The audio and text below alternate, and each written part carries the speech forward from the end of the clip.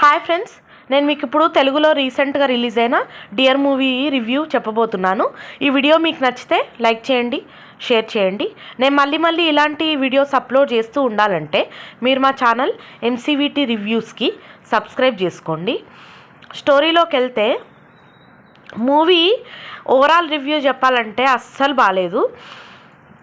Plot ఏంటంటే మెయిన్గా hero wife వచ్చేసి గురక పెడుతుంది నైట్లో, నిద్రలో.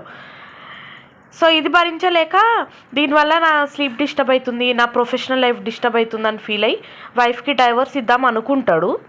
కానీ తర్వాత మూవీ ఎండింగ్కి వచ్చేసరికి ఇట్లా చిన్న రీజన్స్కి డైవర్స్ తీసుకోవడం అంత కరెక్ట్ కాదు అని చెప్పి రియలైజ్ అవుతాడు.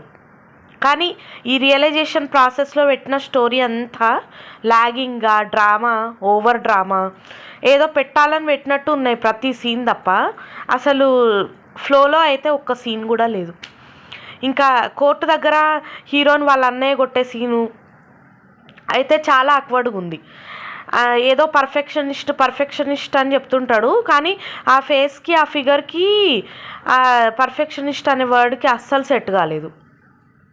ఇంకా పోతే ఫ్లైట్లో ఐశ్వర్య రాజేష్ గురక పెడుతుంది, అందరూ ప్రాబ్లం చేస్తుంటారు ట్రావెలర్స్ అంతా.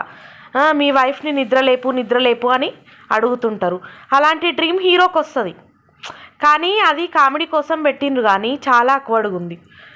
ఎంత షేమింగ్ ఉందంటే అన్ని బ్యాడ్ జోక్స్, చాలా అక్వర్డ్గా ఉంది మూవీ. ఓన్లీ మూవీ మొత్తంలో వాళ్ళ మ్యారేజ్ సీన్ సాంగ్ అదొక్కటి మాత్రం హైలైట్గా ఉంది.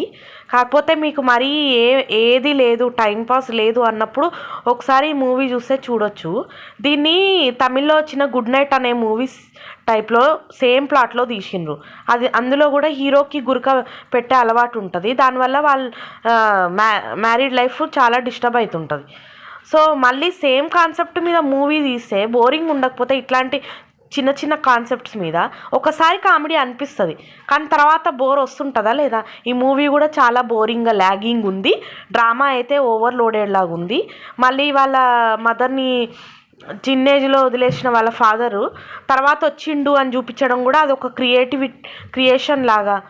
ఈ స్టోరీలో హీరో రియలైజ్ అవ్వడానికి వాళ్ళ ఫాదర్ తిరిగి వచ్చినట్టు చూపించినట్టుంది, కానీ అది రియలిస్టిక్గా అయితే అస్సలు లేదు. మూవీ అయితే ఓవరాల్గా ఏం బాగాలేదు. నేను ఈ మూవీకి ఇచ్చే రేటింగ్ అయితే 2/5.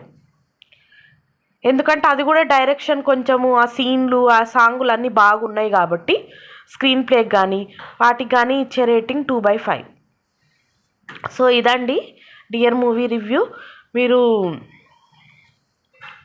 మళ్ళీ ఇలాంటి వీడియోస్ నేను అప్లోడ్ చేస్తూ ఉండాలంటే మా ఛానల్ ఎంసీవీటీ రివ్యూస్కి సబ్స్క్రైబ్ చేసుకోండి. Thanks for listening to the video.